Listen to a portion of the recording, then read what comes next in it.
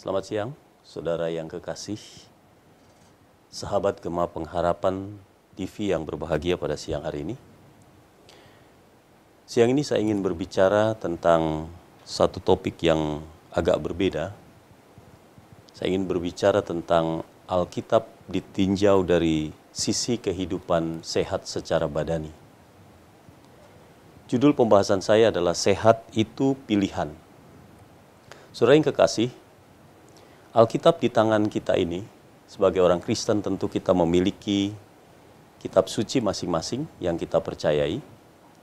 Seringkali orang berpikir bahwa Alkitab ini berisi hanya pengajaran yang berkenaan dengan hal-hal rohani. Namun saudara, perlu ketahui bahwa Alkitab di tangan kita ini juga banyak berisi prinsip-prinsip kehidupan yang sehat untuk masalah badani kita. Allah yang kita sembah, yang ada di sorga, yang pada mulanya menciptakan kita dengan sempurna, dan dia tidak menghendaki adanya kematian oleh karena dosa, dia sangat concern terhadap kesehatan badani kita.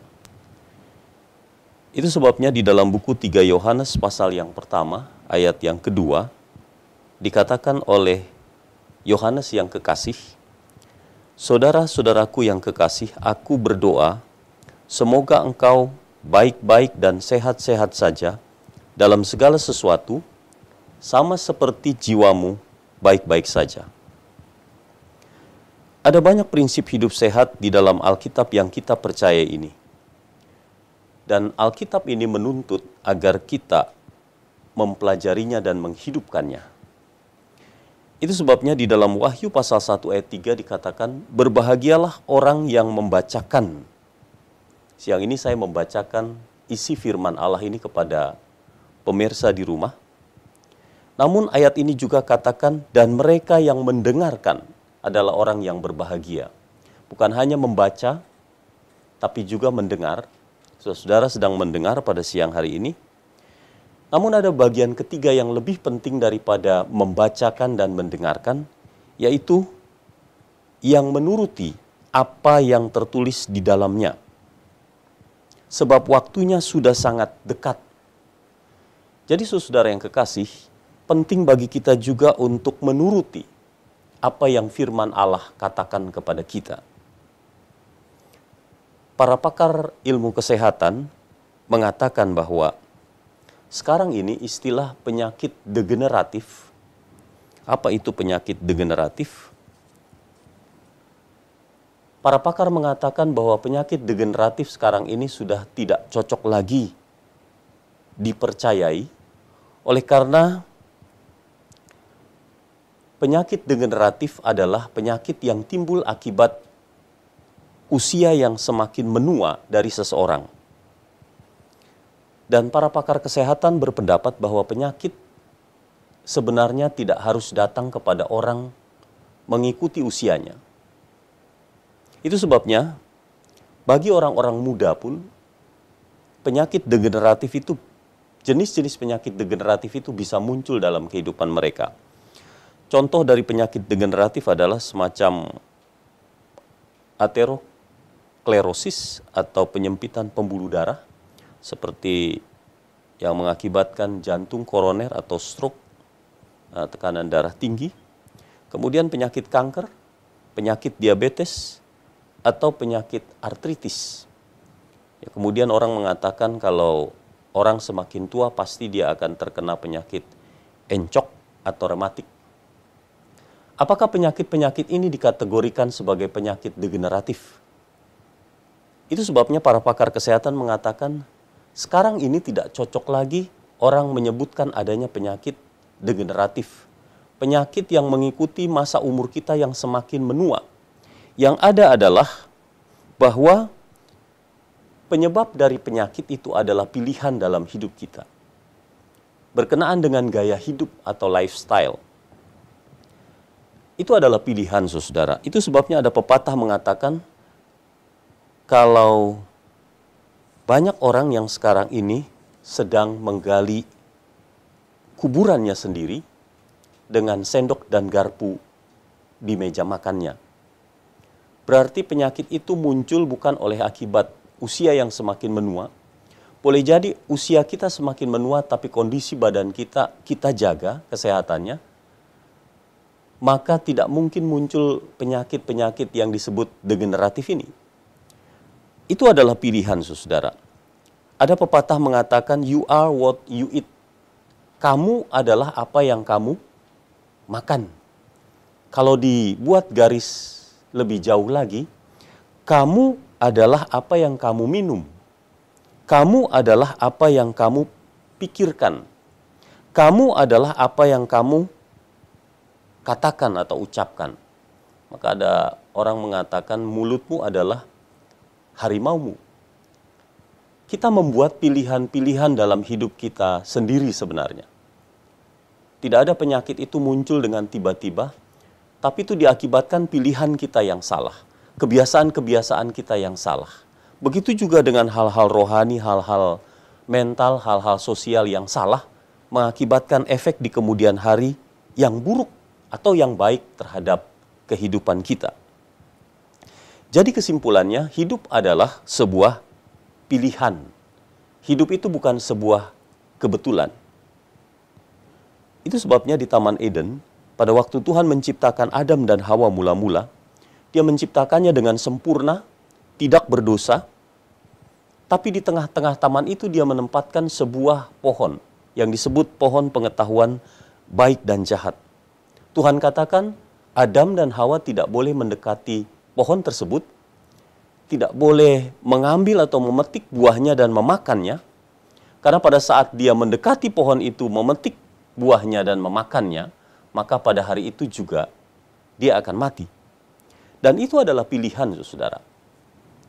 Sayangnya di dalam kitab Kejadian pasal yang ketiga, kalau kita membaca ayat yang ke-6, dikatakan, perempuan itu melihat bahwa buah pohon itu baik untuk dimakan dan sedap kelihatannya, lagi pula pohon itu menarik hati karena memberi pengertian.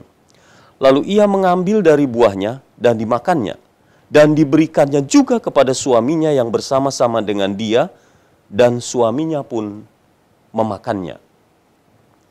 Jadi saudara pendengar yang budiman, ini adalah sebuah pilihan dari nenek moyang kita Adam dan Hawa.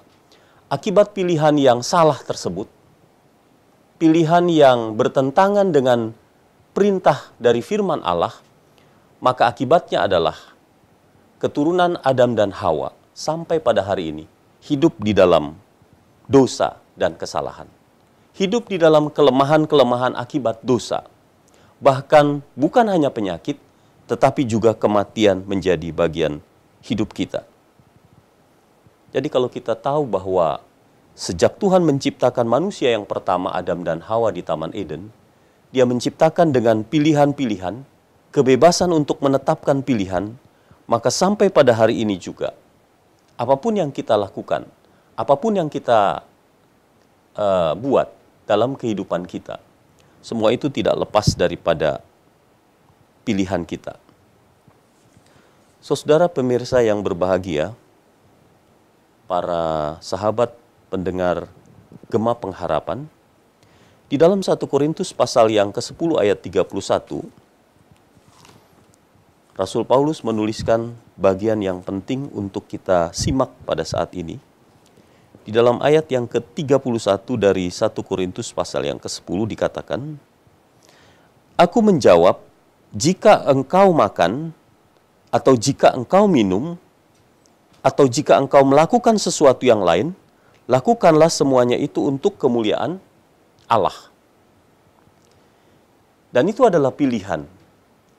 Apa yang kita makan, apakah sudah memuliakan Allah?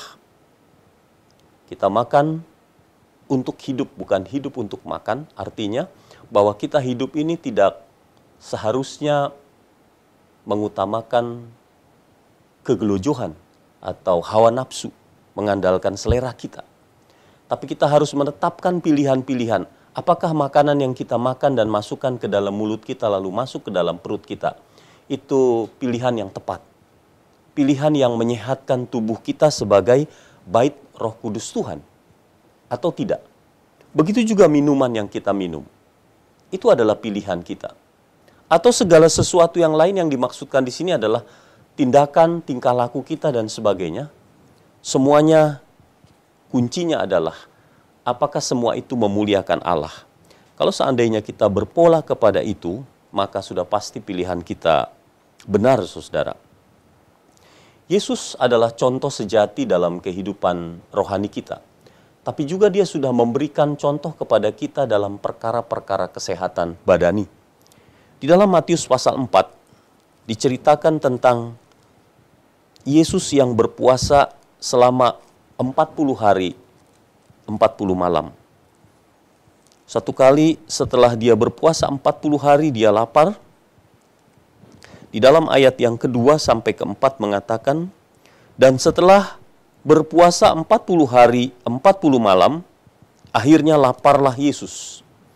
Lalu datanglah si pencoba itu dan berkata kepadanya, jika engkau anak Allah, perintahkanlah supaya batu-batu ini menjadi roti.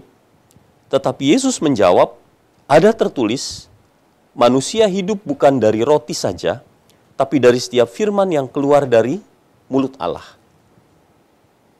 Apa pelajaran penting yang ditinggalkan oleh Yesus?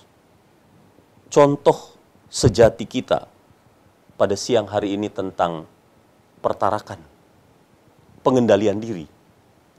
Pada saat dia berada dalam kondisi sangat lapar, karena 40 hari 40 malam, tidak ada sedikit pun makanan yang masuk ke dalam mulutnya, ke dalam perutnya.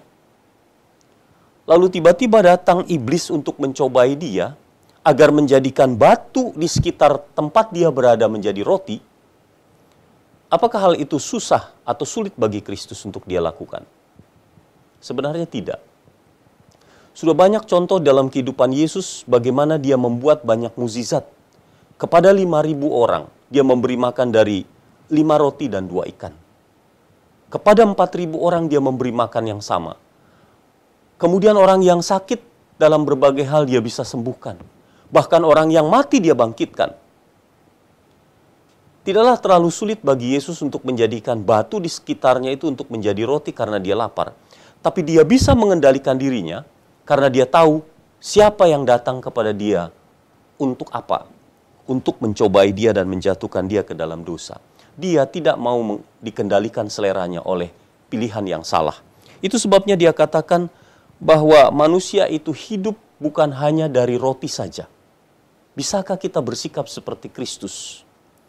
Pada saat kita harus menetapkan sebuah pilihan yang benar dalam hidup kita, terutama dalam hal selera makan kita, selera minum kita. Agar melalui makanan dan minuman yang masuk ke dalam tubuh kita ini, kita bisa menjaganya agar tetap sehat. Saudara yang kekasih di dalam Tuhan Yesus Kristus, kalau Yesus sudah menang terhadap tipu muslihat setan, dan dia tidak mengikuti kegelojohannya atau selera makannya saja atau selera minumnya saja. Bagaimana dengan kita? Kita yang telah ditebus oleh darah Yesus sendiri. Di dalam 1 Korintus pasal yang ke-6 di sebelah daripada ayat ini, ayat yang ke-19 dan 20, 1 Korintus 6 ayat 19 dan 20 mengatakan, atau tidak tahukah kamu bahwa tubuhmu adalah bait Roh Kudus yang diam di dalam kamu? Roh Kudus yang kamu peroleh dari Allah, dan bahwa kamu bukan milik kamu sendiri, sebab kamu telah dibeli dan harganya telah lunas dibayar. Karena itu muliakanlah Allah dengan tubuhmu. Waktu Yesus mati di kayu salib, menebus kita, ada banyak orang yang mengatakan bahwa sekali dia telah menebus kita berarti penebusan, jasa penebusannya itu sempurna kepada kita. Artinya bahwa kita boleh bebas melakukan apa saja. Makan apa saja yang kita suka, minum apa saja, melakukan apa saja, karena kita telah ditebus dengan darahnya yang sangat sempurna itu. Jadi kita bebas, merdeka melakukan apa saja. Pertanyaannya, apakah kemerdekaan yang Yesus berikan itu untuk kita melakukan dosa, ataukah terbebas dari dosa dan tidak lagi melakukan dosa yang sama? Seharusnya itu yang kita pertanyakan di dalam hidup rohani kita. Kita dimerdekakan oleh darah Kristus satu kali di atas kayu salib Bukit Golgota. Seumur hidup, seharusnya kita hidup berjalan bersama Kristus, tidak lagi di dalam dosa dan pelanggaran terhadap hukum kesehatan. Tapi seharusnya kita berjalan seiring dengan prinsip hukum kesehatan. Itulah yang Yesus inginkan sebagai pilihan untuk kita lakukan. Kalau kita tahu, saudara, bahwa tubuh kita ini adalah bait Roh Kudus Allah, maka pastinya pilihan kita adalah kita harus sangat berhati-hati di dalam tindakan kita. Dalam hal makan dan minum khususnya pada siang ini yang kita sedang bahas. Kita tidak akan menjadi orang yang sembrono dalam hal menjaga kesehatan kita. Saudara yang kekasih, ada contoh di dalam kehidupan Musa. Saat-saat terakhir kehidupannya di kitab Ulangan pasal 34 ayat yang ke-7. Ulangan pasal 34 ayat yang ke-7 mengatakan tentang Musa. Kita akan baca, saudara, Ulangan pasal 34 ayat yang ke-7.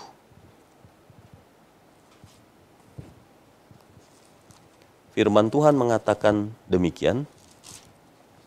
Ulangan pasal 34 ayat yang ke-7.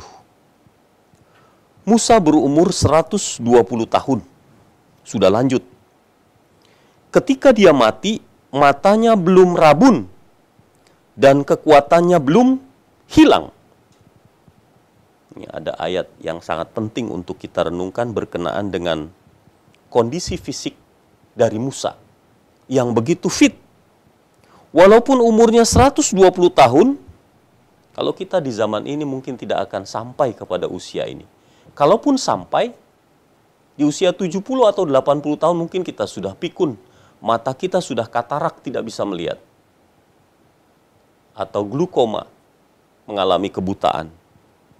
Tapi Musa di umur 120 tahun, matanya belum kabur. Itu sebabnya Tuhan menyuruh dia naik ke atas gunung, Bukit Nebo yang tinggi itu. Dia tidak diizinkan untuk bisa masuk ke tanah Kanaan, tetapi tanah Kanaan Badani itu bisa dilihat oleh Musa dari kejauhan dari atas gunung Nebo itu. Berarti pandangannya jauh ke depan bisa melihat indahnya negeri Kanaan yang penuh dengan susu dan madu itu. Matanya belum rabun. Dan kemudian yang kedua, kekuatannya belum hilang. Bagaimana seorang yang berusia 120 tahun seperti Musa saat itu masih bisa mendaki gunung Nebo yang tinggi itu? Masih bisa hiking. Berarti kondisi fisiknya sangat sehat. Ini menjadi pelajaran bagi kita bahwa penting menjaga kehidupan yang sehat. Alkitab yang di tangan kita ini bukan hanya berisi prinsip-prinsip rohani semata-mata, tapi juga ada prinsip badani, prinsip kesehatan yang harus kita pelajari dan kita aplikasikan dalam hidup kita. Ingat kitab Wahyu tadi katakan, berbahagialah orang yang memberitakan, menyampaikan firman Tuhan ini. Dan berbahagialah orang yang mendengarkan. Tapi lebih berbahagia adalah orang yang menuruti apa yang dikatakan oleh firman Allah. Kalau contoh yang baik dari hidup Yesus, Musa, dan kemudian nanti yang terakhir adalah Daniel, dalam hal menjaga prinsip hidup sehat, sudah barang tentu pilihan kita seharusnya demikian juga. Saudara, berbicara tentang prinsip hidup sehat, ada satu cerita di dalam kitab Daniel pasal yang pertama, ayat 8, ayat 12 sampai ayat 20, sebagai kesimpulan pembahasan pada siang hari ini, saudara. Mari kita buka kitab Daniel pasal yang pertama, ayat yang ke-8, bunyinya begini. Daniel berketetapan untuk tidak menajiskan dirinya dengan santapan raja. Ayat 8. Dan dengan anggur yang biasa diminum raja, dimintanyalah kepada pemimpin pegawai istana itu, supaya ia tidak usah menajiskan dirinya. Kemudian ayat yang ke-12. Kita akan baca ayat 12. Adakanlah percobaan dengan hamba-hambamu ini selama 10 hari, dan biarlah kami diberikan sayur untuk dimakan dan air untuk diminum.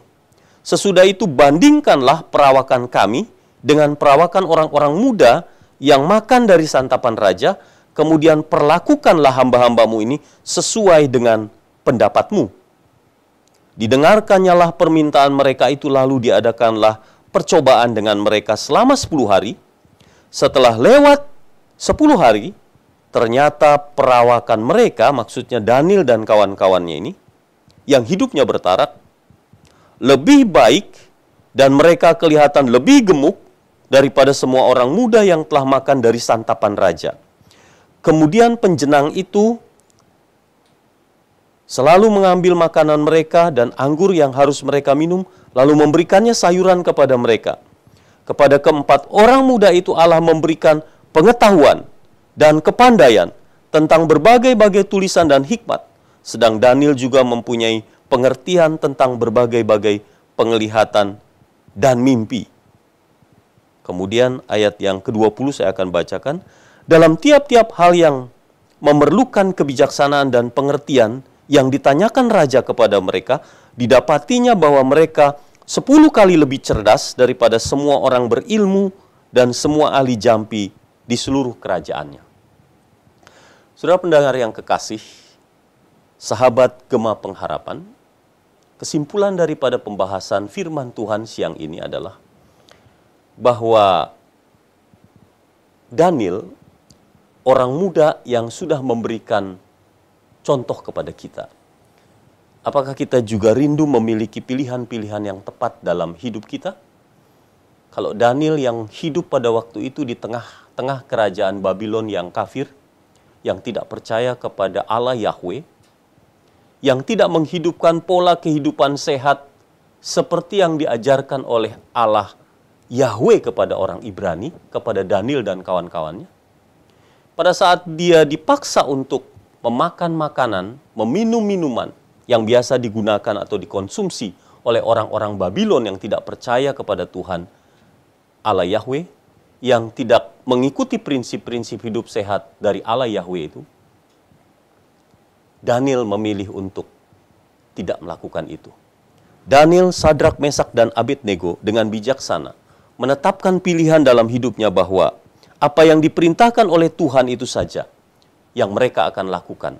Dan terbukti bahwa setelah 10 hari mereka mengadakan ujian, tes, membandingkan orang-orang yang hidupkan pola makan yang sehat seperti ini dan orang-orang yang tidak menghidupkan pola makan dan minum yang sehat seperti itu. Didapati bahwa Daniel dan kawan-kawannya ternyata memiliki kelebihan 10 kali lipat. Lebih cerdas, lebih rohani, lebih peka, lebih sehat secara badani. Dalam 4 dimensi, baik fisik, mental, rohani, dan sosial, Daniel dan kawan-kawannya lebih unggul daripada orang-orang Babylon. Inilah gambaran yang paling jelas kepada kita. Apakah yang kita pilih pada siang hari ini, itu menentukan siapa kita kelak di kemudian hari. Biarlah firman Tuhan pada siang hari ini dapat membawa iman kita untuk menetapkan pilihan yang benar dan tepat sesuai dengan apa yang Tuhan kehendaki dalam kehidupan kita. Kiranya Tuhan memberkati kita pada siang ini. Amin.